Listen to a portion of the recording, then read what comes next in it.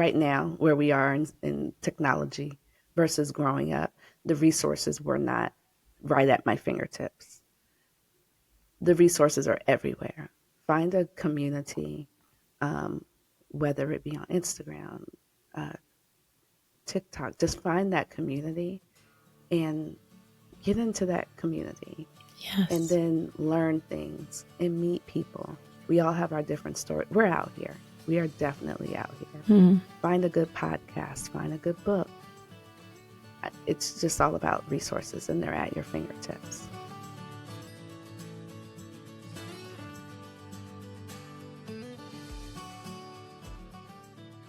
Your dream is to become a mom. My dream is to help you get there. I'm Rebecca Gruenspan, a single mom through domestic adoption and an adoption consultant for over a decade. I'll be your guide, along with other adoption professionals and members of the adoption constellation, walking you step by step down this beautiful and complex path of adopting your baby. When I was going through the adoption process, I had no idea what I was doing, what I needed to know, or more importantly, who to trust. Well, after helping hundreds and hundreds of families grow through the beauty and complexity of adoption, I've learned more than a thing or two, and let me tell you, it's not always rainbows and butterflies. This isn't just another podcast sharing adoption stories, but it's for you if you're genuinely committed to diving in with an open heart, eager to learn everything there is to know about adopting a baby so that you can show up for yourself and your child in the best way possible. This podcast is for you if you're ready to put your newfound knowledge into action. Adoption isn't for the weak of heart, and it certainly isn't done when your baby gets placed in your arms. If that's what you think, I'm afraid you're living in la la land. My promise to you is to keep it real if you promise to keep digging.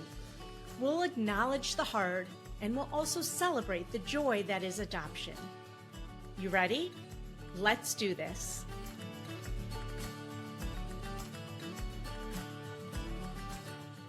Welcome to the Adoption Roadmap Podcast.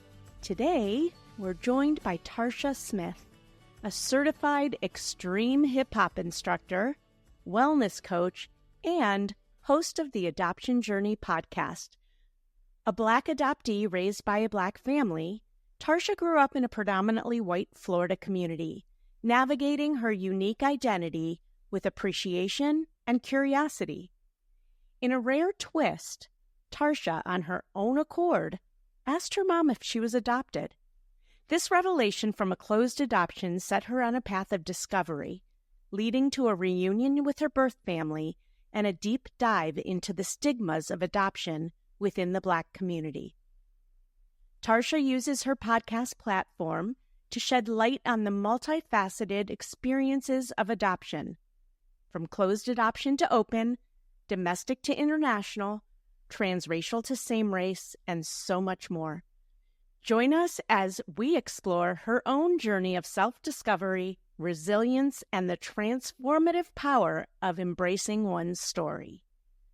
Tarsha, thank you so much for being here. I'm really, really stoked for this conversation, and I just want to jump right in with my first question and have you talk to us about that first time you learned you were adopted, or at least the first time it was brought to your attention. Tell me about that. First, let me tell you, thank you so much for having me. And that was an awesome intro. Like, girl, she talking about me. Indeed, I am, ma'am. That was awesome. Thank you so much. You're welcome. So I'll dive right into your question. The first time I discovered that I was adopted, I grew up in a family where look like anyone. Some will call like a chocolate complexion. My mother's very fair skinned, as is her side of the family. My dad is closer to my complexion. However, I didn't grow up around my dad's side of the family like that because they lived in another state. I did see them often, but the people that I was around was my mother's side of the family. Mm-hmm. And I just, literally in passing one day, I just asked, am I adopted? It just seems like, yes. And what did you know about adoption? I don't. Now, that piece I can't remember. It had to be something between television, school. That I can't quite remember. Okay. But I do remember being very proud about that.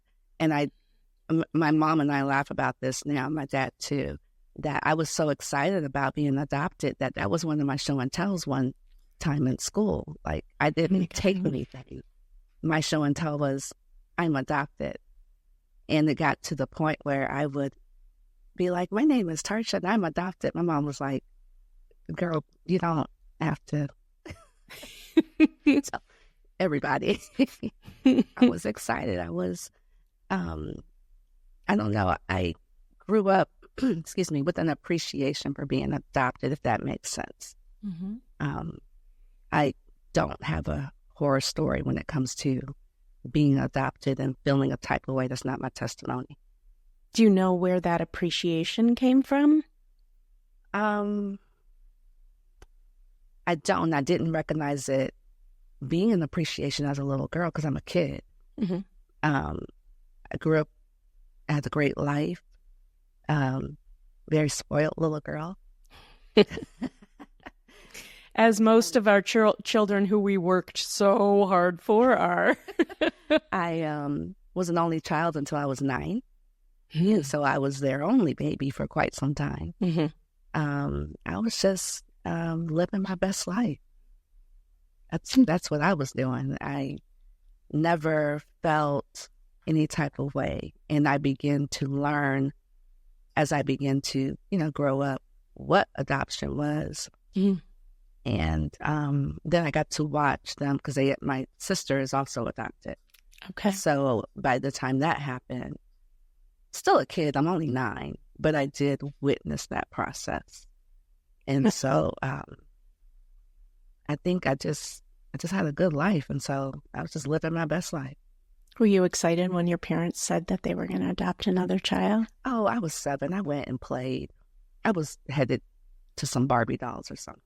You're like, all right, cool. Exactly. Got to go play. And meanwhile, my mom was like, what just happened? What do you remember from that? From your sister being... And was it through foster care? Was it domestic, private? No, both of us were private adoption. Okay. I remember them telling me that we were going to. I remember being very excited. And then very shortly after... I remember going to get her. I don't know where we went, but I remember she was about 2 months old.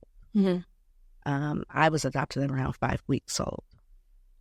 And just very excited because I had been an only child and had wanted a sibling, like a lot of kids. Sure. I grew up with cousins. Yep. And so those are my sister cousins because we're all very, we're stair-stepped in age. And so that's how I grew up. I love that. Now, your adoption was closed, right? Yes.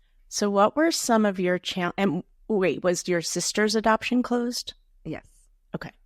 What were some of your challenges, and how can adoptive families help navigate these same challenges if they also find their child in a closed adoption? Yeah. So my challenges didn't come until later on when I started wanting to know more. Mm-hmm. My parents did tell me, and they didn't tell me right off the bat because I'm a kid, but as I began to get older, high school age, teenagers, and then they would start to sprinkle me with information. And by the time I graduated from high school, I knew everything that they knew. Okay. So I never held anything back. So that's one thing I would tell parents that find themselves in the closed adoption. And I don't know how, if that's a thing, like back then, that's what it was. It was a closed adoption. Yeah.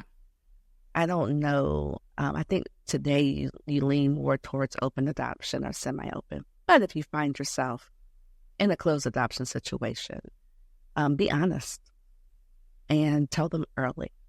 So I think that's maybe also why my identity was shaped up the way that it was, because I didn't grow up in a house of secrecy. It was known. It wasn't talked about all the time, but, it was known. I would also say any information that you have, I definitely wouldn't just throw it at your 5-year-old. Right. But like my parents did, sprinkle them with information as they have questions. And then, navigate your child. And for me, I was very inquisitive, still am. Mm-hmm. And I always have all the questions, and they answered me age appropriately. Sure. Now, there are some children, I think this is worth mentioning, that won't ask and will continue to wait for a parent to lead the conversation. So I would just say if your child is not asking, it's still up to you to show them that the door is open by bringing it up every once in a while in different age-appropriate ways. For sure. I totally agree with you. Yeah. Now, go ahead. What were you? I was just going to say, I forget about that side of the coin because, again, I'm going to ask all the questions. I'm like you, which is why we're both podcast hosts today. Did you ever ask your parents when or if they had planned to tell you if you hadn't asked? My mom said that she had always planned to tell right around the time that I asked, because it was the adoption agency told them that the rule of thumb was by age 5. Now, she had gone a little past that, but it was definitely their plans to tell me. I just beat her to the punch. That's so interesting. Now, I mean, this was a while ago, and most adoptions are open now. But one of what I tell our families is from day one, and listen, a lot has changed. I'm not saying one way or another about your family, but it's interesting to hear that. I mean, at least they were saying, tell your child. And today I say, from day one, start that conversation so that when they start to understand things, they just have always known. So, that's interesting. So, be open, tell the child their story, let them know everything about their story in age-appropriate, developmental, the right times. For sure. Okay. For sure. As it pertains to adoption, what do you wish your parents had done differently, if anything, and what do you feel like they did really well? I feel like they told the truth really well. I feel like they were open really well. There was a small window where I wanted to start looking, and at first, I don't want to say there was pushback or hesitance, but I also understand too now in hindsight. At that time, I personally was going through a lot, which had nothing to do with my adoption. It was just other stuff. But then coupled with that, I was like, now I want to go find my family. And it wasn't the right, and it didn't happen at that time either because it wasn't the right time. So they gave me pushback at that time. I interpreted it as they didn't want me to do it. Were you a teenager? But again, say again. Were you a teenager at that time? I was about 18, 19. Okay. I knew it all. Yeah. Sounds about right. Everything. What are you talking about? I got this. And so at that time, they were being protective. Yeah.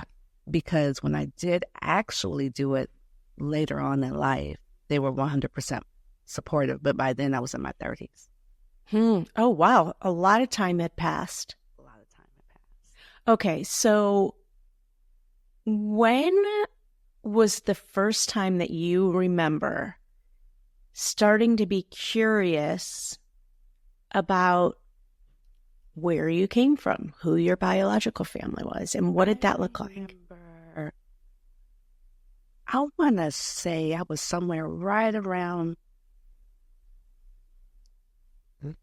5th, 6th grade, somewhere in there. I very vividly remember, again, just one random morning at breakfast, asking my dad, do you know anything about my birth mom? And he told me, I always knew I was born in Chicago. And he told me, you were born at Cook County Hospital, and she was 15 years old. And that came from my dad. And I wish I could remember how that was, but I can see the scenario in my head. And that was the first time I learned that part. Because I think that was, if I knew it prior, I don't remember. That's the first time I vividly remember hearing somebody tell me that. So then I began to just imagine, oh, she was 15. Still really not understanding she was a kid herself. I didn't get that revelation till later. Okay. But just... because she probably knew it all too. Oh. She was 15. 15. We know everything. I wanted to, I just started to, I think like most adoptees do, just dream and imagine and fantasize what it was, what she looked like, who she was, what she might have been doing, just all that. That's about the time I remember those like I like to coin rainbows, unicorns, and ponies types of things started happening in my head surrounded my birth mom. Did you ever fantasize that you would have had a better life with her? No. Okay. No, because I was too busy living my best life. I think people don't get that. I didn't want to be anywhere else. I had no desire to be anywhere else. I had a good life. I just knew I came from somewhere else. I knew I had little quirks that were different than the rest of my family. I could see that, especially as I began to grow up. And for me, it was like, where do I get this from? Why do I do this? Mm. Why do I act like this? Those are the questions I had. It had nothing to do with me wanting to be anyplace else. Okay, so that's what was starting to ring stronger in your head. I just knew looks, and then the way I moved. I just didn't quite do things the same way as my cousins and my own parents. Yeah. So, but I didn't want to be anyplace else. I love that. Good. I love that. It just, every single person's story is so unique to them. Yeah, for sure. And I'm sure you know that more than anything. And we'll talk a little bit more about your podcast later, but you interview so many people. And I'm sure there are people just like you who are like, oh no, I thought I'd have a great life with her. I was not, I wondered why. Right. Yeah, I hear it. Yeah, you are absolutely right. Some people go, oh my gosh. Or I've even had people tell me, even if my life was worse, I still would have rather been with them. Yeah. Yeah. No. Yeah. So I love that we're talking because we often hear from Black adoptees who were adopted by white families. We rarely hear from Black adoptees adopted by Black families. And in one of the first thing you said is the reason why you asked your mom is because you had lighter skin than your family. Oh, you have darker skin. Darker skin, yeah. Your skin didn't match, and that's what prompted you, right? Is there anything nuanced about Black adoptees being raised and adopted by Black families, first of all? And then can you share what it was like growing up in a Black family, but within a mostly white community? How did all of this kind of shape your identity? I mean, it all did, obviously. I don't know if there's anything nuanced about it, because being adopted, you are at the core of it. You're just not with your biological family anymore. At the, if you rip all the layers of the onion back, at the core root of it, all of us are placed with another family. So me being placed in a Black family, I don't know. I will say I can only speak from my personal experience. Yeah. While my skin was a different shade, I think it didn't rattle me to the point where it's like, who are these people? I need to be someplace else. It didn't rattle me like that. I wasn't sad about it. I just knew my skin and my features didn't look like anybody else. Being raised in a predominantly white community, I don't think that's, there are a lot of Black people that have that experience, even not being adopted. Yeah. So I think that speaks more to, for me, it helped me learn how to navigate both worlds. And what I mean by that is, as a Black person, we got to know how to navigate when you're in an all-white room and when you're in an all-Black room. And when and that's our truth. And you might hear the term a lot, code switching. It's a thing. Yeah. And I think I grew up doing it, not even realizing I was doing it. Got really good at doing it. Still am really good at doing it. But it's nothing you think about. You just know where you are and how to move. And then that's what you do. So I think that's what shaped me. I do remember, it was like Monday through Friday was my quote unquote white experience. And on the weekends was my Black experience. And what I mean by that is because that's when I was at church, or that's when I was with my cousins. And they lived in Orlando at the time. I was in Tampa. And when I would get around on the weekends, I remember hearing, "Why do you talk like a white girl?" And my mother would always tell me, "That's not a thing. You speak proper English." So I remember hearing that. But I wouldn't wrap that up in my adoption. I would just wrap that up. That's just that's where we lived at the time. And it could be for anybody, adopted or not. It's interesting as I hear you talk. I think there's a couple, I use the word nuance, right? There's a couple things that come to mind. One is that a lot of white people who adopt white babies think if they adopt a white baby, their family won't be conspicuous and their child won't have as many issues with their identity. And maybe Black families feel the same way, that, if you adopt within your race, it will be a lot easier.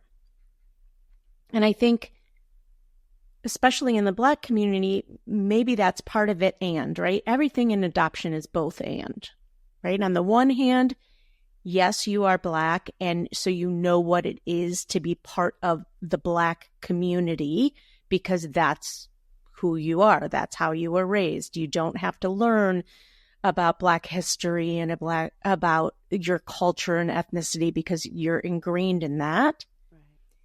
And at the same time, you look different than everyone else still, right? And there's never a situation, I don't think, in adoption where an adoptee is going to never experience the questions around identity. Whether you look like your family or you don't look like your family, if you know you're adopted, you're probably going to have some questions and grapple with some things about who you are or how I get like this or health or any of that. Would you agree?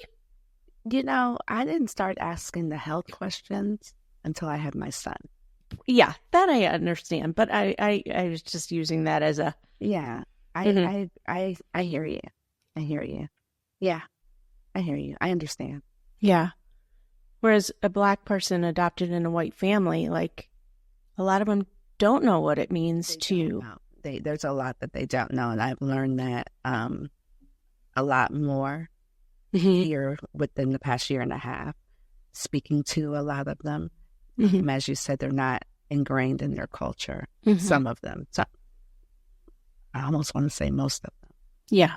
I think one of the biggest things that stands out to me for interracial adoptees is not learning the appreciation for their hair. Yeah. That is something that is huge. And in the white community, it's not, for the most part, when you have a Black baby, it's not considered. There are people that go out and get the education on how do I deal with my child's hair. But that thing that's kind of ingrained in you, I think more so being around Black people about loving your hair, that's missed. And it's not in just girls, it's in boys too. And so there's a lot that goes to that, being the transracial adoptee as a Black person with a white family versus being a Black person with a Black family. There's things that are missed. Absolutely. And I'm going to link in the show notes. We did a whole episode about Black hair care with Tamika Swint from Styles for Kids. Do you know Tamika? I know who you're talking about. Yeah. And so we did a whole episode on Black hair care. So if you haven't listened to that yet, I will link that and you can go back and listen to that. That's awesome. Yeah, that's huge. So I think that there are nuances, but you don't even think about them because that wasn't your experience. This is my experience. Right. So that's fair. That's definitely a fair statement. How did the Black community around you view adoption? Did they know you were adopted? And did you feel supported or faced with any stigmas? They didn't know. It wasn't talked about. Okay. I have some very, very close friends that I grew up with. They knew. But it was just like, oh. And then that was it. I remember here and there growing up, people asking me why I didn't look like my mom. And I would just be like, oh, I'm adopted. And there was never a lot of conversation. Now, in the Black community, we, especially the generation before me, we keep the family business in the house, and we're not telling, and the secrets are the secrets, and everybody doesn't need to know. And so, and I would go as far as even to say, in some cases, adoption might have even been linked to embarrassment. But I will flip the coin and also say this. Stacey Gatlin from Yes We Adopt, she was just talking about this. We've been adopting since generations. Because it's what we had to do, whether it, and so we've been taking care of each other. So adoption is not anything that's new to, what we've been doing as a people, because we've been doing it. Taking care of each other's family, kinship adoptions, whether it was on paper or not. Right. And so, Black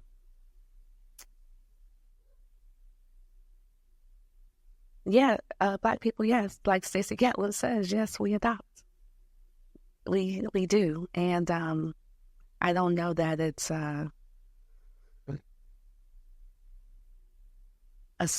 I think that if you talk about a stigma, I think the stigma would be Black people don't adopt. And I don't know that that's true. Because we definitely do. We definitely do.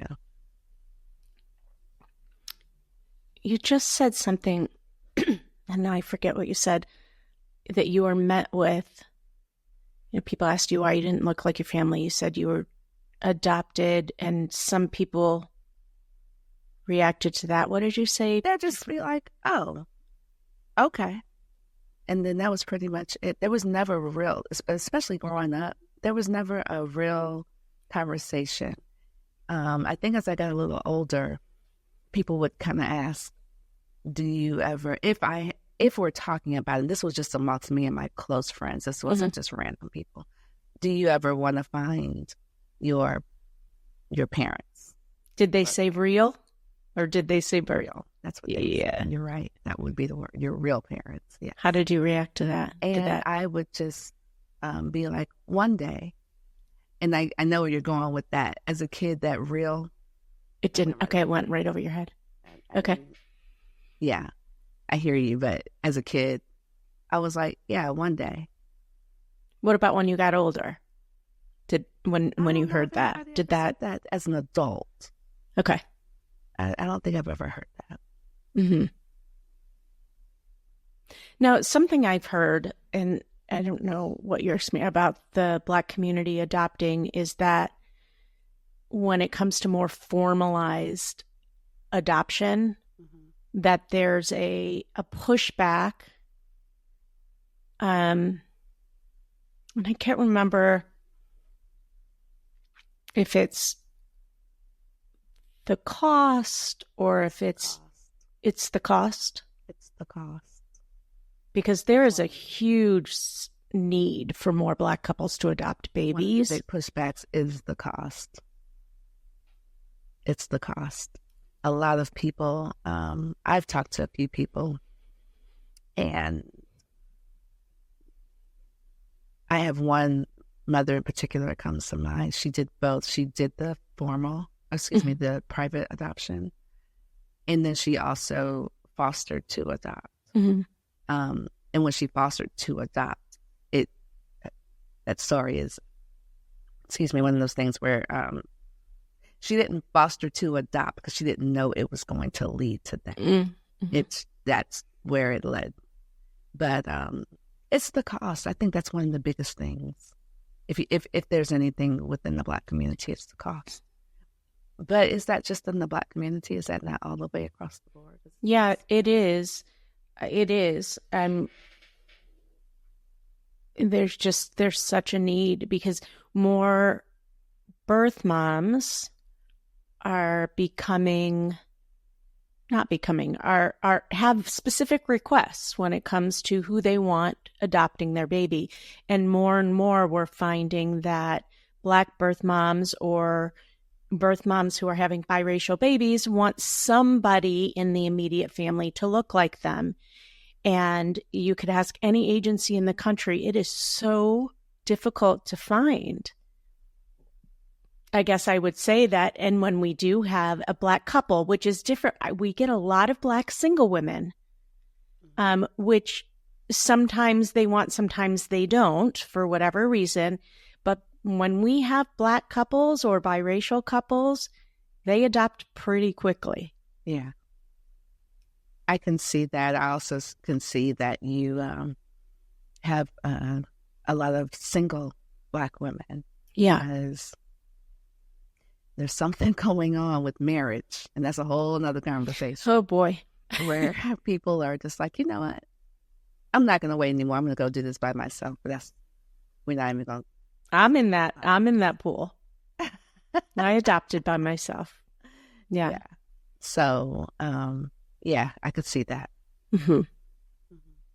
I also think that there's a thing in general with men, with ego and machismo about having it be your own biology. And maybe that's a cultural thing also. And again, I'm going to bring up Stacey Gatlin once again, because when she and I talk, because she's an adoptive. Yeah, I know who she's. I asked her that very same thing. Ooh. And if I'm remembering correct, she didn't have, her husband was on board. But you do hear about that. I'm running through my mental Rolodex of adoptive parents I've talked to about that. I've heard some guys just need a minute. Let me give me a minute. Let me wrap a lot around it. Yeah. And then they're okay. So Yeah, I think males process it a little differently because of what you just said. There's something about the lineage and the real blood lineage, and so they just process it differently. But I think overall, if that's where we're headed, then that's what we're doing, and for the most part, they're okay. It just takes them a little bit. They navigate there differently. I guess the other thing that I would bring up is you had mentioned before, that the secrets stay within the house. You don't need to air your dirty laundry. You don't need to tell everybody your personal business. And I'm wondering, first of all, just going back to your mom saying, you don't need to tell everybody you're adopted, if that was part of it, or I don't know. Sure. Yeah. So, part of adoption, you are airing out everything from your finances to your background, how you were raised, who's in your family. As a kid. Hey, I'm adopted. No, I mean, yes, and I love that. I think that's so beautiful that, and hopefully when your mom said, you don't need to tell everybody, you didn't say, oh, is this a bad thing? Hopefully that didn't resonate with you, but never really stopped. Yeah, good. No, but as far as going back to, trying to kind of dissect the Black community adopting, could that be a piece of it as well as opening up all of the family, everything? You're doing just that. Right. You are absolutely correct. And I just keep going back to as a kid, because this is when I was running around doing all this. I'm just speaking to my personal experience. I don't know that you had infertility problems. Right. I don't know that you were able to afford to do this. Mm-hmm. I don't know all the things that led up to this. So I'm not understanding that by me saying this. It's saying a lot without saying a lot. But you are absolutely right. I was saying a lot without saying a lot. Mm-hmm. Yeah. Yeah, it's a thing in the Hispanic community as well. A lot of Hispanic birth moms that I have seen, and I'm making a generalization based on only facts that I have seen. I'll just put that out there. It's not data driven, but I've seen that in the Hispanic community, moms are very private and often won't go to the doctor, often won't, they don't tell their family members, because they are very private and don't want people in their business. And I think that in some ways that's a cultural thing. White people will talk about anything. No, obviously I'm being very generalized. For Black people, and I'm the Spanish people too, yeah. We're not. I agree. Is there anything you think we can do better to reach more Black couples to adopt?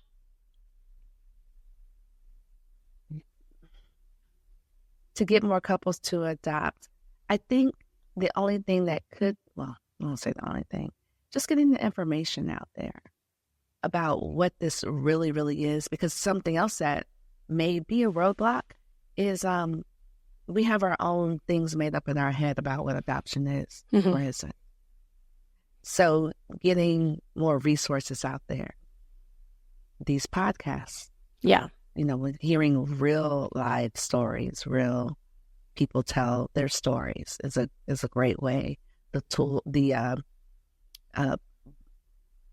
books, at this point in the game, social media, I think just being able for people to hear real life stories from adoptive parents and the adoptee on both sides. Yeah. To help people really understand and then to make an informative decision. I have noticed in general, so funny. Here we are, we're talking about race, and I know I'm asking you as a Black person to talk about the Black community. I realize that I am doing that as a white person. I will just acknowledge that. And I think I often say, gosh, if anyone just listens into my conversations on a daily basis about, oh, this is a Black baby. Oh, this is a biracial baby. Oh, are they Black? Are they white? Like, I talk about race all day long because it is so prevalent in the world of adoption. You cannot get around it. You have to talk about race constantly. And so I hope you don't feel any certain way. I did ask you ahead of time, is anything off limits? Okay, good. But I think some of these things are really important to talk about. And what I have noticed, because of the power of social media, which is both your friend and your enemy in any given second of any given day, there are more groups from the Black community talking about infertility, talking about adoption. Yes. And I applaud it so much. Yeah, because it's something that has not been talked about publicly until recently. Yeah. But it's been a struggle for years. For sure. And, some of the treatment that we get behind that as Black people and what goes on in the doctor's offices and doctor-patient things, it's been a thing. So I'm glad people are now talking about it. Yeah.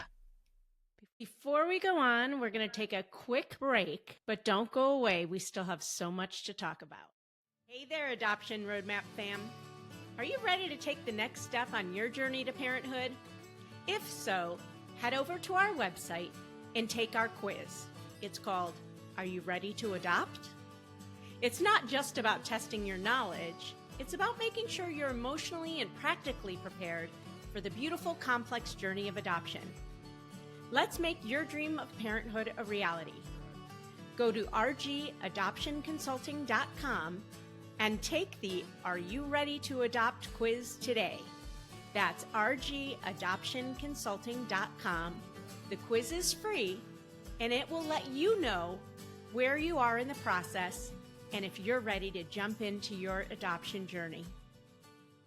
Before we get into your podcast, I just want to ask you one more thing about your own story, which is a huge part of your story, which is the reunion with your birth family.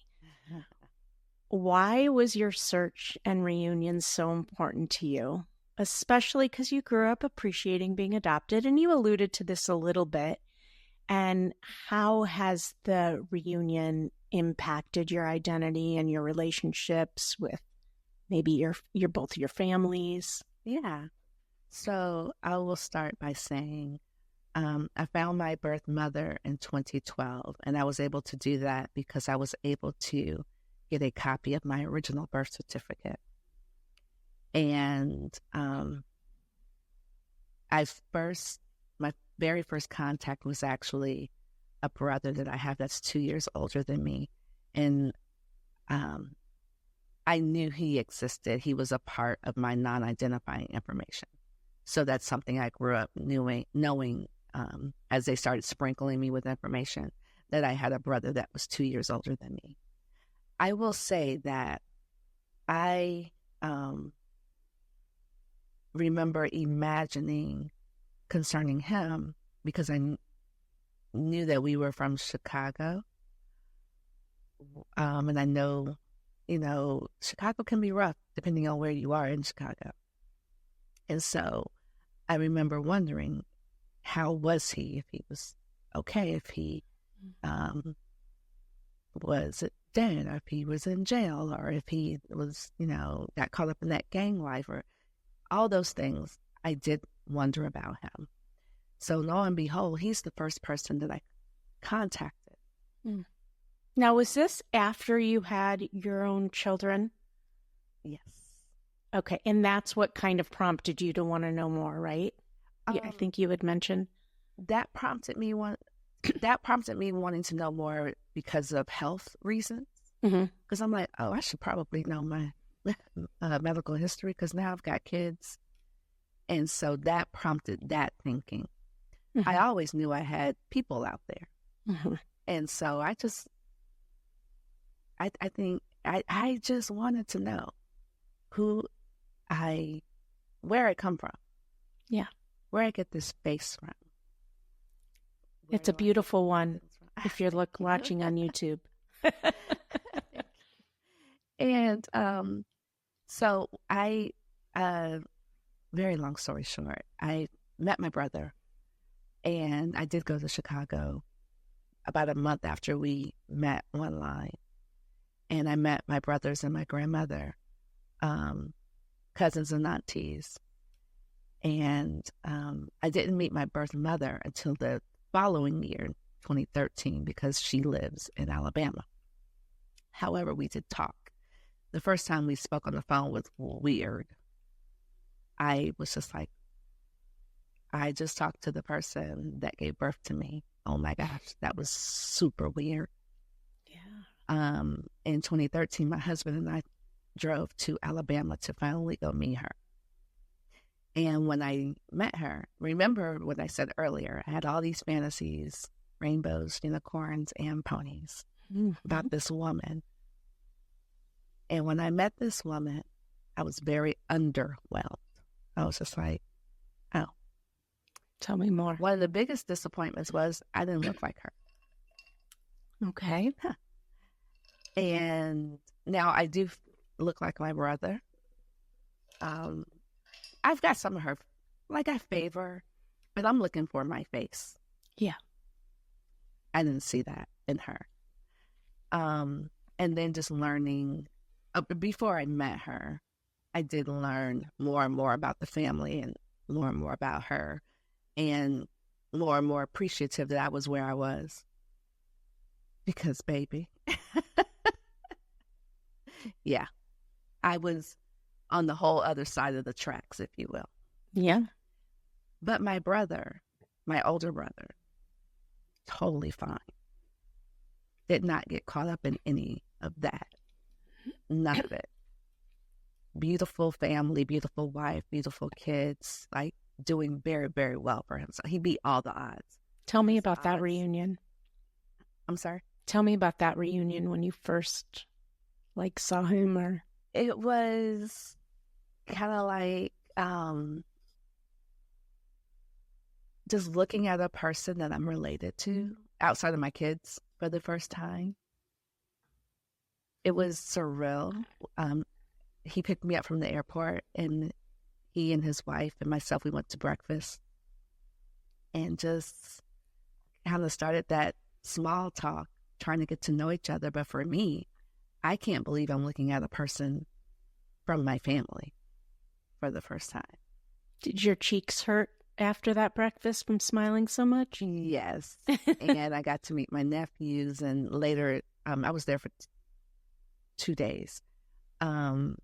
That next day, like when I met my grandmother and like the rest of the family that was in that area, being in a room where I could see my features, that was like overwhelming. Because when you grow up in that family, you don't look like anybody, and that's just your norm. So being in a room and I can see my features, it was just like, this is mind-blowing. And then, like I said, the next year I met my birth mom, and okay.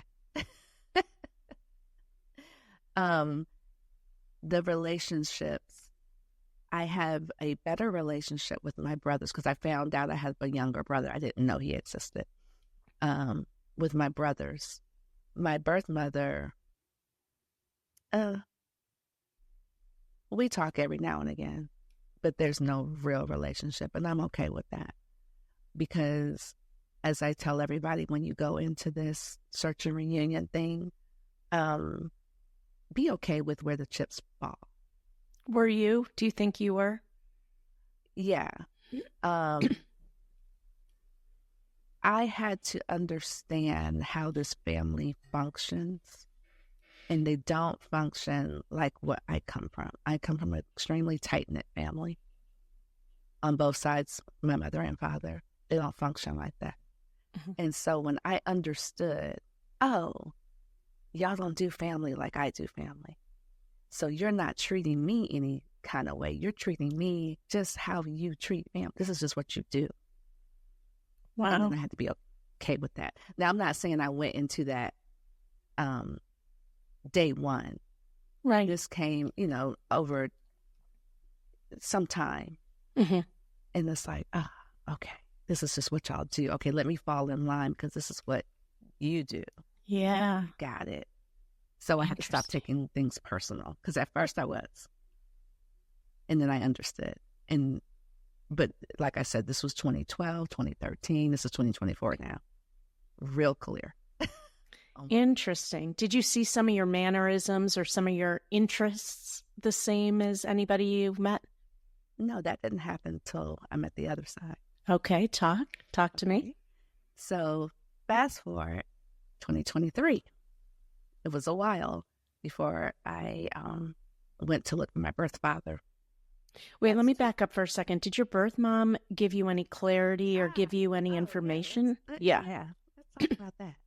She told me, I'm going to say the name because the name was incorrect. The name that she gave me was a man named Carl Jones. Okay. She also told me and my older brother that we had the same father. And she told us that she couldn't remember a lot about him, but they didn't have any contact and she didn't know where he was and she hadn't talked to him in years. So I held on to this name and I'm looking for this name. That's a very common name. Yeah. So I told myself, when you find your birth father, you're going to have to take a DNA test. But that didn't happen for quite some time between just the whole thing of finding a part of your family. That's a lot. Yeah. So I was mentally not prepared to go and do that again. I'm still raising my own family because at the time my older children were high school, middle school, and then I had a little toddler at the time. And so, I'm still doing life, still just living my best life. And so I was in no rush. And in 2023, I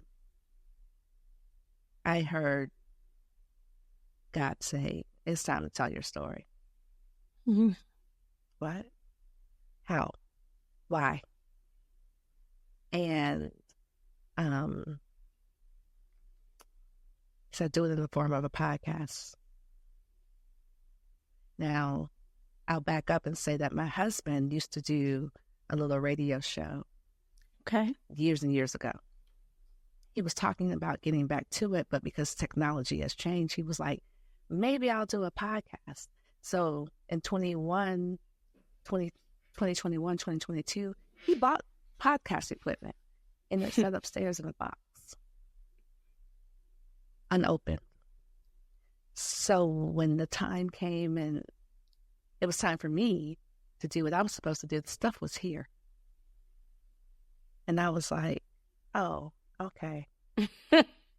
I guess I have no excuse but to be obedient. And I set the equipment up and sat in front of the microphone and talked. And I will say this too. I know I'm deviating a little bit from that reunion story. No, that's okay. This is not comfortable for me. Mm-hmm.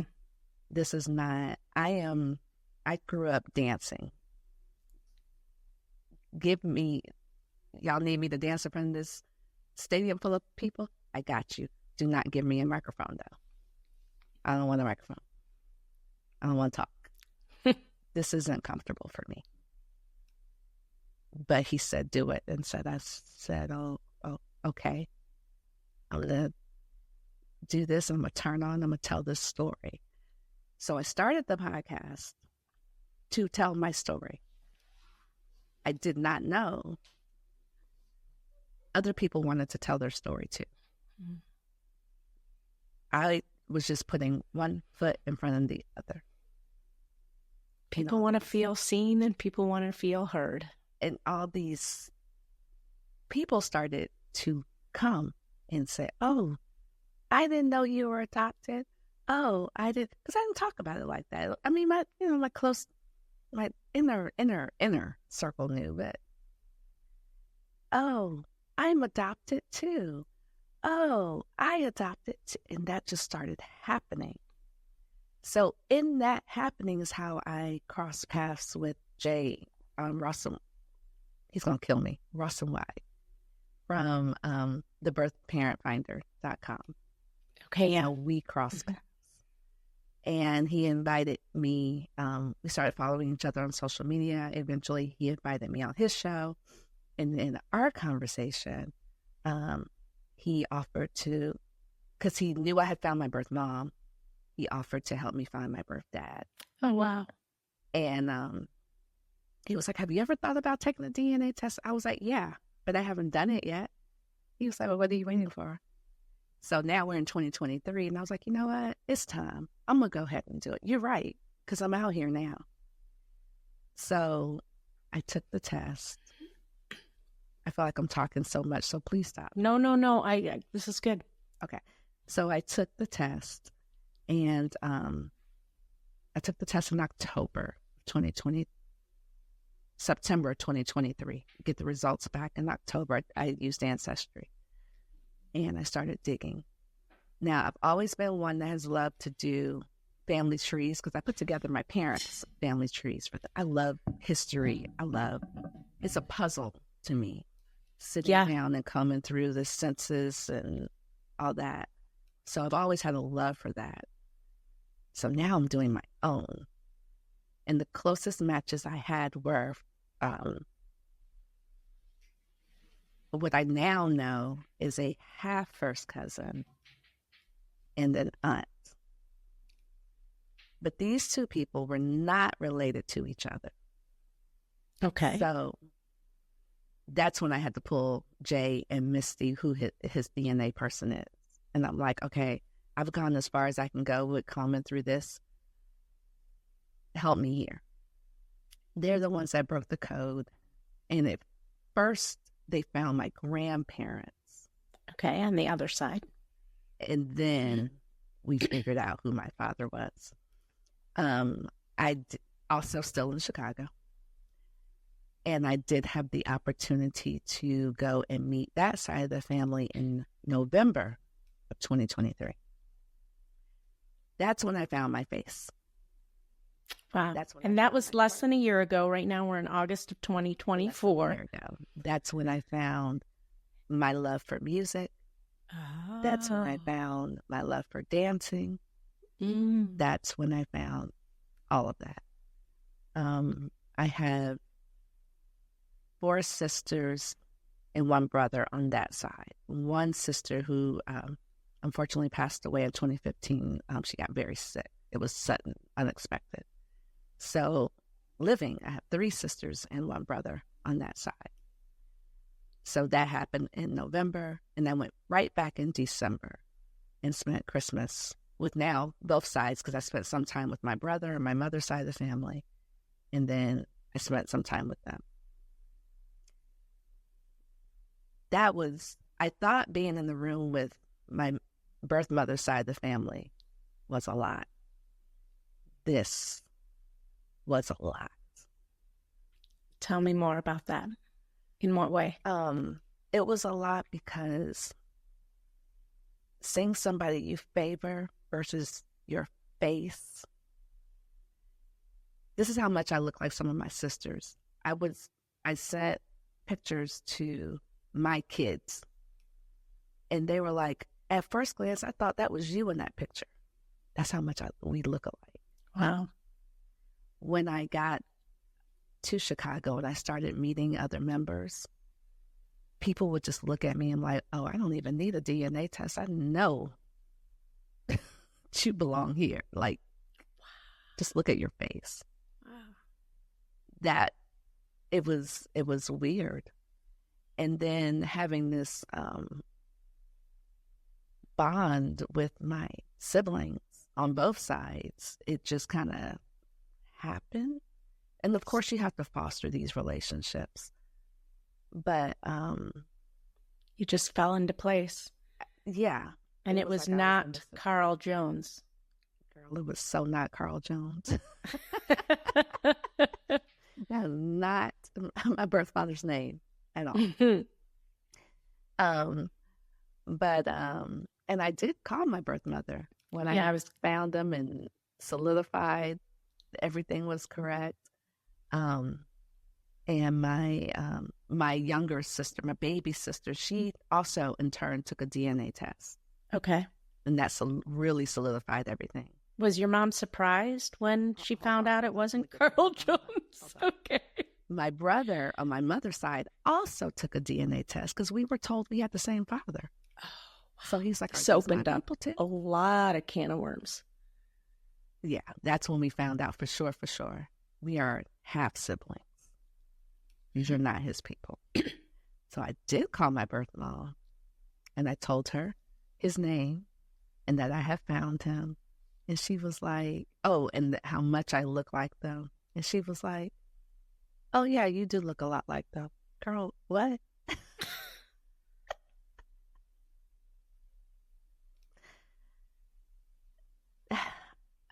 The only thing I can say concerning that is that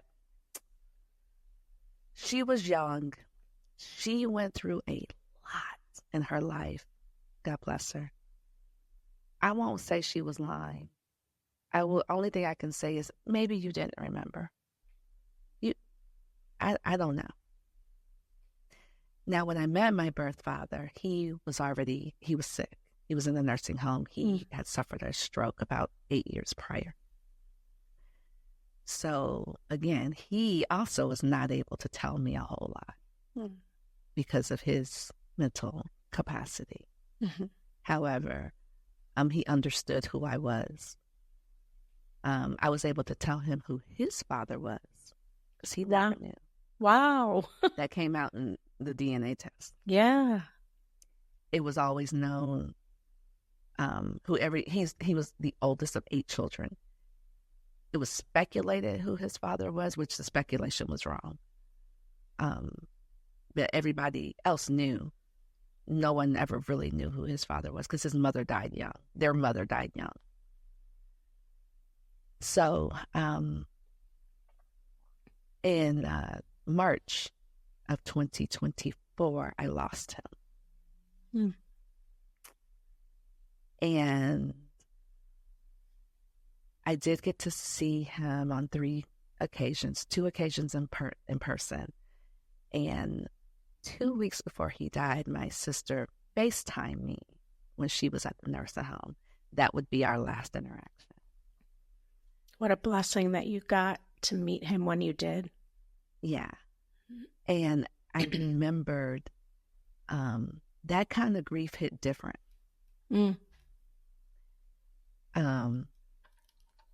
But I remembered when it happened, something came back to me when I was a little girl. I would pray that when I meet and this is a little girl, my real mommy and daddy, please let them both be alive.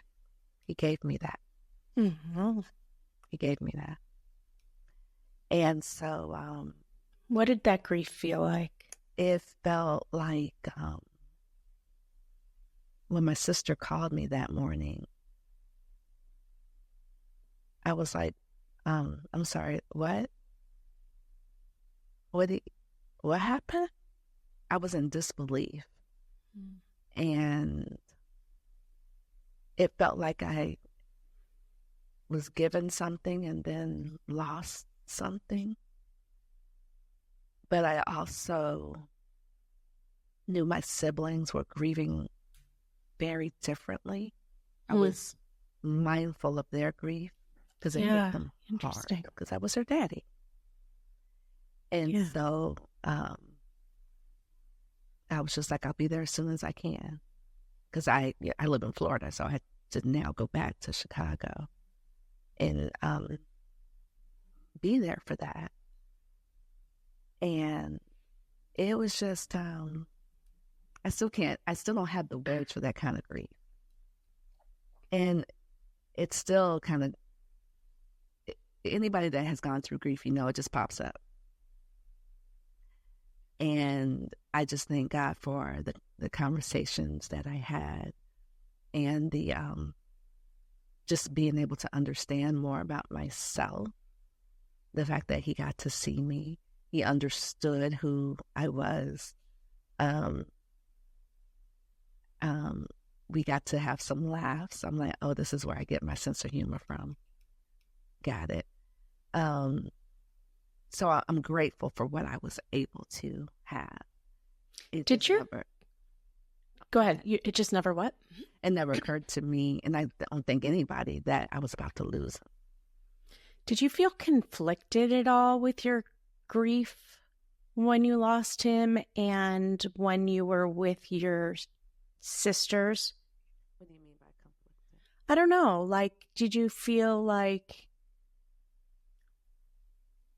because you had just met him, that they were grieving more than you, or that you didn't want to show them how much you were grieving? I don't know what that. No. I can't imagine. We talked about it. Mm-hmm. We actually had a conversation about it, and I told them I understood their grief was different than mine. Mm. And they told me they understood that I just got here, and then to have to do this, they understood. So we actually talked about it. I didn't hide the tears. I didn't hide the breakdowns. They didn't hide the breakdowns. Yeah, so it was just different. Because we actually had a conversation about it. I love that you had a conversation about it. Yeah.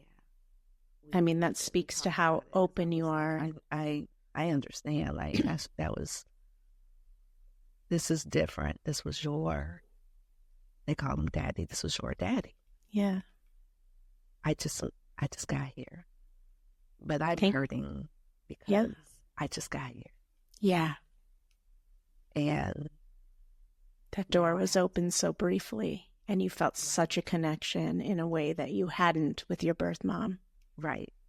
Yes. And that's the part that I think hit me I'm glad that you brought that up.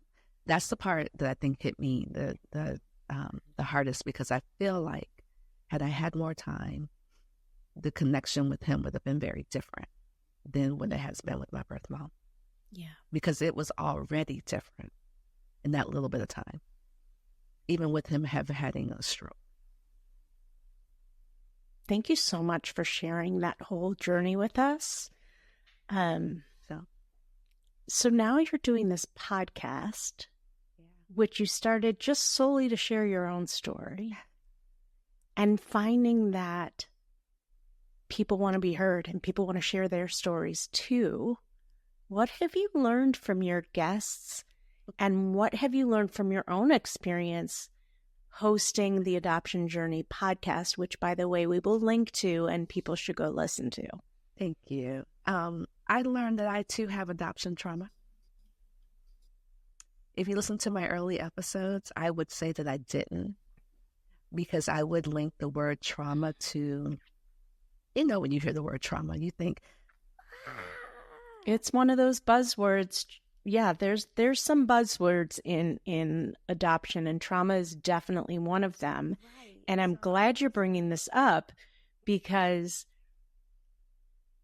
earlier, as we were talking at the beginning of this episode, I wouldn't think that you would say you have trauma. And I guess that's what I was saying earlier, when no matter whether you look like your family or not, adoptees usually experience some sort of trauma or identity issues, or, go ahead. This is what it is for me.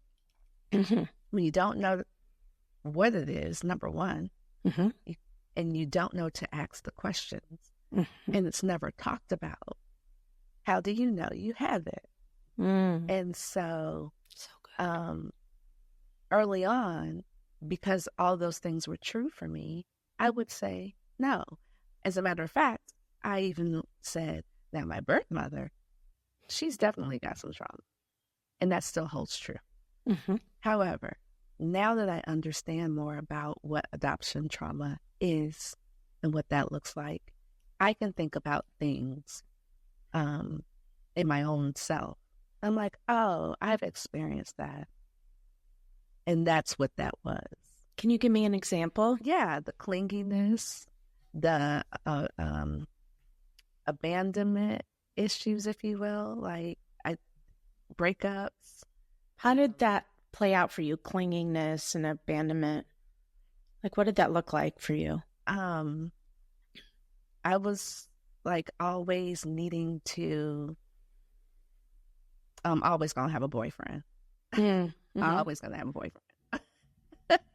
And when I have a boyfriend, I love hard.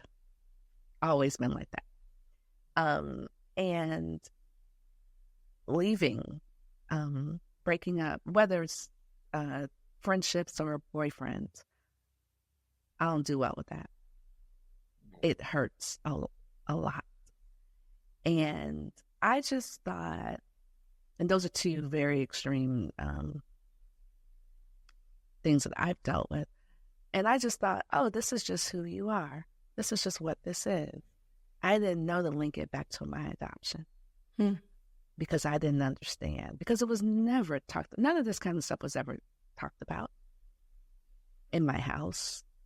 And I think that's just the lack of what my parents knew, because what you got to understand, this is a whole nother generation. I'm 49 years old, so this is 49 years ago. And they just did things very differently concerning adoption back then. Mm-hmm. And so talking to people, understanding, and then taking the time to do my own research and my own reading, I was like, oh. So that's what I have learned from one of the big things I've learned from doing this podcast and speaking to people. Yeah, I have it too. I think it just shows up differently in people. Some people have it, Absolutely. and it plays out like really differently, and it's almost like tragic for them. For sure. And then there's other people like myself. Maybe you can call me, I'm functioning better in it, but I'm also older, wiser. I just look at life differently, handle life differently. And I think that's also why when the first time I tried to find anybody when I was 19, 20, it didn't happen. It wasn't time. Yeah, and I think all of this speaks to the family that you grew up in, the values that they instilled, the support and love that they gave you. Family was really important to you, and I think all of that plays to, you didn't have this tragic story like some people do. And maybe it has to do with their family life growing up. Maybe it doesn't. A lot of time it does.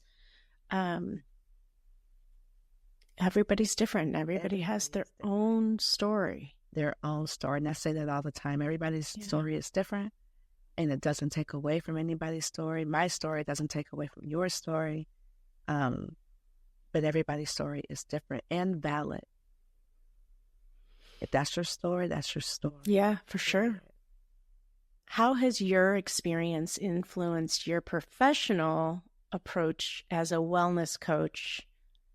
And podcast host, that's a little more obvious, but as a wellness coach, I'm more mindful about how I view things and how I research about things and how I speak on things. I'm more mindful about how I listen differently. I was going to say. I speak a lot differently. I'm careful. Not to say that I wasn't before, but it's definitely changed. And so maybe one of the biggest things is that I listen very differently. I've always been a good listener, but now I listen differently. Well, I think even what you said before about when you started your podcast, you hadn't even considered, right, that you yourself maybe had experienced what people were calling trauma. Of course not. Not rainbows, unicorns, and rainbows, right. And so I can imagine how it has you listening different. Like, oh, well, if this happened to me and I didn't even realize it, let me listen to their story. For sure. So that's go ahead. You said in an interview once that your philosophy is obedience is better than sacrifice. What does that mean to you?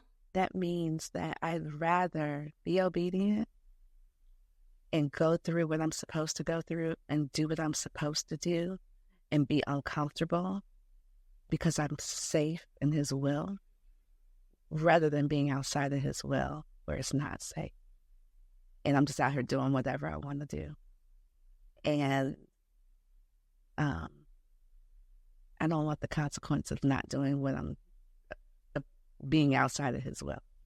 But that has also come with maturity and age and just the willfulness to want to do what I'm supposed to be doing, to be purposeful, to walk in my purpose. And so if that means I got to be out here and be uncomfortable, at least I'm in my purpose. Where did that come from, and where did this word supposed to? Tell me more about that word. What I'm supposed to be doing. Mm-hmm. Everybody has a purpose. We're all put here for a purpose. And this is my belief. I'm speaking from my experience, from my belief. We all have a purpose. And there are things that I know that I was put here on this earth to do, especially now knowing my entire story, knowing what I was born into, knowing on both sides, knowing what I could have been brought up in versus what I was brought up in. I don't think any of that was by mistake. I think it was all by design.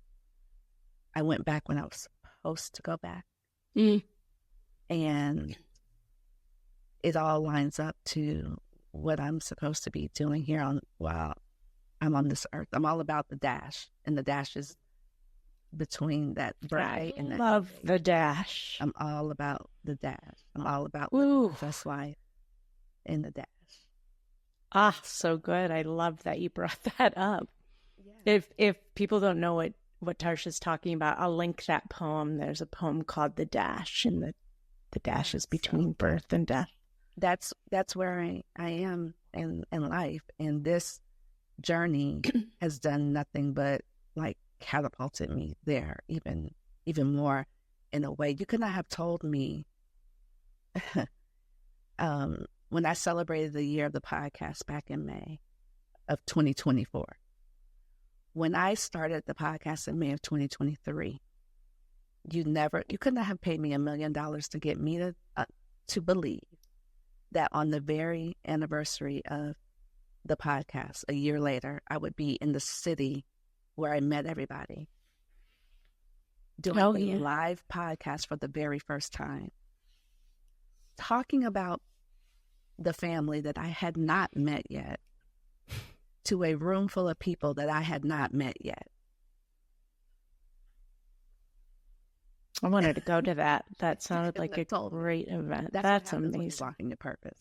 Right. So it's this feeling, number one, of what you're supposed to do. You're obviously a woman of God, a faithful woman. Absolutely. Who believes you are getting spiritual guidance, and whether that's through signs or what you hear when you pray or whatever, and that's to you what you're supposed to be doing.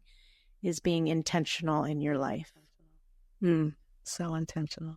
That's beautiful. But I also want people to understand that comes with time, that comes with growing up, that comes with maturity. It's a part of my journey. I've always been raised in the church. I was brought up in the church. But of course I had that time. I'm going to do what I want to do because I know everything. Everything is rainbows, unicorns, and butterflies in your mind. What resources or types of support were most beneficial to you during your search and reunion process? I know you mentioned one. I can't remember the name. Yeah, Jay Rosenweig. And the resource was the birthparentfinder.com. Okay. That was for the DNA test. Okay. The other resource is whatever state you are in. If you are in a state and you're able to get a copy of your original birth certificate, please look into doing that, because both things are what helped me find everybody. And you got your original birth certificate In the state of Illinois. in the state of Illinois later in life. You didn't have that. I didn't You do had it. Okay. Actually, those laws just changed in 2010. Yeah. So prior to that, I wasn't even able to do it. Okay. I didn't even know how to do it. So a cousin told me, hey, you can get your original birth certificate now. And I was like, oh, let me do that. So that's what prompted all of that. And that was by that time, that was 2011. And I got it back in 2012, like 6 months later. Oh, okay. What advice would you give to Black families considering adoption and to Black adoptees navigating their journey? For Black families considering adoption, I would say use all of your resources and learn everything you can about adoption, the good, bad, and the ugly, before you adopt. But I would say if it's right for you, don't shy away from adoption. For Black adoptees being adopted, was your question just Black adoptees in general? Yeah. Do you have any advice for Black adoptees navigating their own journeys and trying to make sense of it? Yeah. Also, do research. I think the difference for me versus right now, where we are in technology versus growing up, the resources were not right at my fingertips. The resources are everywhere. Find a community, whether it be on Instagram, uh, TikTok, just find that community and get into that community. Yes. And then learn things and meet people. We all have our different stories. We're out here. We are definitely out here. Mm-hmm. Find a good podcast, find a good book. It's just all about resources, and they're at your fingertips. Great advice. Great advice. Thank you, Tarsha, for giving us all of this insight into your own story and these little gold nuggets for us to consider. I want to end with some rapid fire questions, just to keep you on your toes a little bit. Name a person or an organization who has impacted your life as it relates to adoption. I like to give shout outs. Shout out to Dr. Catherine Garland. Okay, who is she? She is the author of In Search of a Salve, a sex addiction memoir. She is a fellow adoptee, and her book is incredible. Awesome. She suffered with sex addiction, but when she tells her story, her adoption story is weaved within that sex addiction story, because that's something else that adoptees deal with, are certain types of addictions. Hers was a sex addiction. Wow. And she and I connected back in February of this year. And have you ever just met somebody and that's your person? Yeah. That's what has happened with she and I. Like, we've become the best of friends. Awesome. Her story is incredible, and she's a brilliant author. I love it. I'm going to go check that out. For sure. If you could afford to drive any car, what would it be? You know, I'm not a big car person. I will upgrade my 2020 Hyundai Sonata because I love her. All right. Upgrade her. Give me the house. I don't care about the car. You are another Hyundai person. We're going to get Hyundai to sponsor this podcast because you're like the second guest I've had on. Listen, I love this. And I have a Hyundai too. I have. The second one. What's one thing you're excited about that's coming up this year?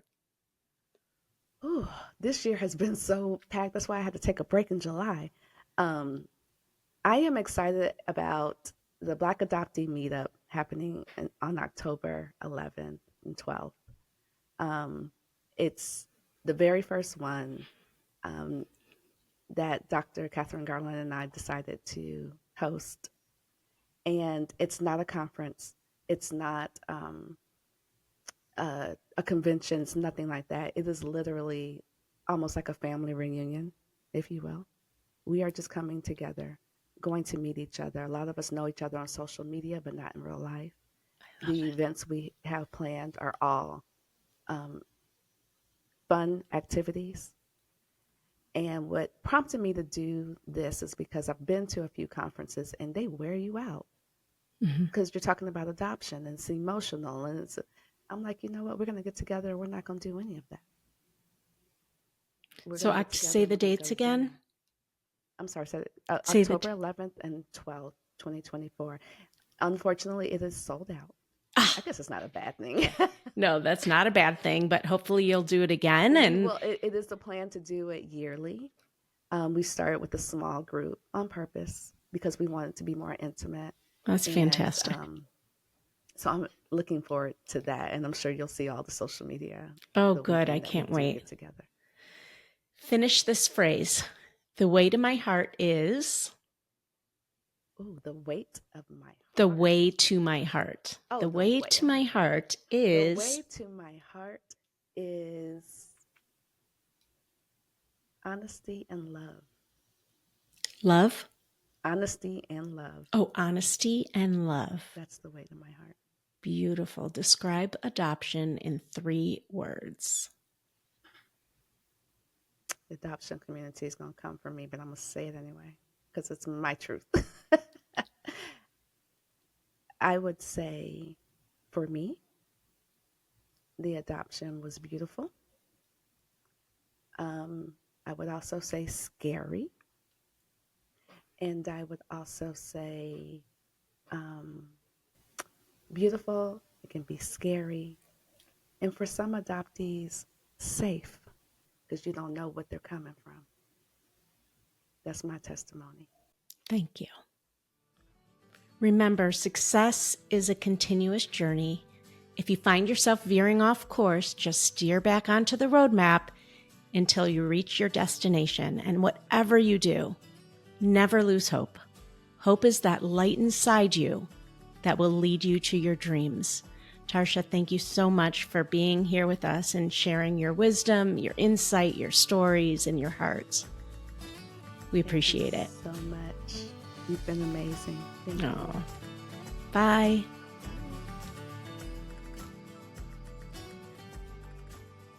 Well, I hope you enjoyed that episode of the Adoption Roadmap podcast. If you did, I have a few favors to ask of you. First, please hit subscribe so you never miss an episode. And while you're at it, I'd love to hear your takeaways. Please write a review and let me know what you liked. And if you have a question or a suggestion on what you'd like to hear, I'd love to hear that too. Please shoot me an email at support@rgadoptionconsulting.com and let me know what you'd like to hear about. And if you have a question, I may just answer it online. Thanks again for listening. Tune in every Wednesday and Friday morning for a brand new episode of the Adoption Roadmap podcast. Until next time, bye-bye.